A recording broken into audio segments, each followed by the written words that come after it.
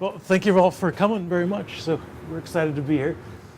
People that have special needs, like celiac, such as some members of my family are celiac, or maybe they have onion allergies or whatever it might be. Everybody has different allergies and different dietary needs, and we always made sure that we could treat people all the same and not make them feel like they were different. Feel relaxed and well taken care of, and that's the end of the story. And we'll cook you a good dinner. Basically, so this is a gluten-free Thanksgiving, so I wanted to give you a few options. The first recipe, gluten-free bread. So in our recipe, you have chia and flaxseed, which looks like this. All right, so we'll pour this boiling water over this chia and flax mixture. This blooms into kind of just a little gloop. There's no gluten, so you don't need to knead it. So all you're doing is incorporating everything together into a smooth paste. For this bread, we'll use grapeseed oil, you could use olive oil.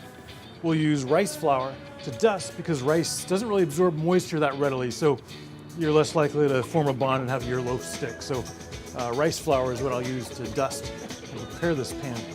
So anything that goes through a dishwasher, wash very carefully, such as this stainless steel, can be shared. So lots of people live with people who eat gluten. I wouldn't know why they do that, but they do.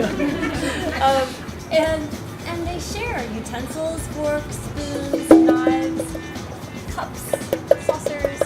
What's important is that it's really, really clean, and that you make the distinction between things like this that can be cleaned easily. So anything that's porous, right? Wooden spoons, wooden cutting boards, you all know this. They hold gluten, they never let gluten go. So you would want to give that to your significant other. Work it roughly into this. We'll egg wash the top. We garnish this. We do pumpkin seeds, sunflower seeds, fennel seed, and a little sea salt. So that's what the egg wash is for, so that it doesn't just fall off after you bake it. We're gonna set this aside, and it's gonna get about up to here. So this is a 400-degree oven. We'll put that in there.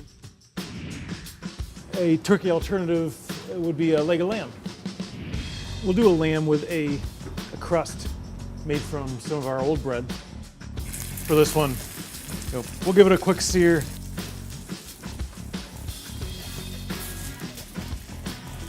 And we'll put it in the oven. We'll put that in there, and everybody's baking away nicely, so we'll come back to all that stuff in a few minutes. Celeriac risotto. We do a dish at the restaurant it's not a rice dish, it's just a vegetable dish. What I actually brought today is a rutabaga, so it's variable again, like these other recipes. We'll add the diced vegetable, and then we'll treat that like risotto rice. So this is a rutabaga or celery root or carrot or whatever you decide to use, already cooked with a sofrito, which is classic method you would use for any risotto. Part of the dicing means you have some leftover, some scrap pieces, some ends that didn't dice as pretty. So we'll just puree that. We'll add this puree to it, which again just gives it that sort of risotto body. So you can see already, as soon as this liquid goes away, as soon as that veg stock reduces, we'll have that sort of creamy risotto texture. We'll add some Parmigiano to it. Again, this will also be right at the very end. We'll actually finish it with a little, not sweetened, just savory whipped cream. And it just lightens us up.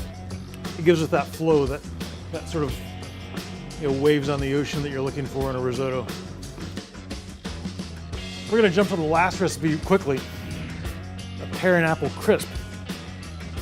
The first step of this recipe is just macerating the fruits together with some booze of your choice.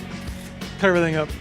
You want to macerate these, soak them with the sugar, and I enjoy a little alcohol with it. So this is Calvados, an apple brandy. Basically about an equal weight of sugar. So, what'll happen is this will draw some of the moisture out of the fruit, which will then evaporate when you cook, but that'll concentrate the flavors that are in there. You'll get a nice crisp, and so that can just hang out while you go do other stuff. Finishing our lamb, the mustard and lamb, we just give it a nice little spice. This is just our gluten-free bread and fresh parsley ground in a food processor. So this is really just a flavoring coat to finish this lamb. It's a way we can use old bread so we don't waste it, and it'll look pretty. This just go back in the hot oven just to brown, and that's it. So this is a gluten-free Thanksgiving. Anybody who wants to taste, feel free to play with it.